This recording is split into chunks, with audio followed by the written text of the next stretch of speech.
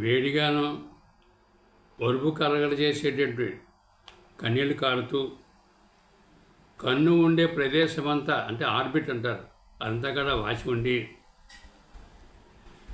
కళ్ళపట చిక్కని కుసులు కారుతూ పసుపచ్చని స్రావం ఉంటే అది కళ్ళు ఎర్రగా ఉండి కంటి రెప్పలు కూడా వాచి ఉంటాయి. దానికి రూస్టాక్స్ 30లో వాడాలి. దీంతో పాటుగా పల్లస్టిల్లా 30ని మారుస్తూ వాడినట్టయితే చాలా త్వరగా ఉపశమనం కలుగుతుంది.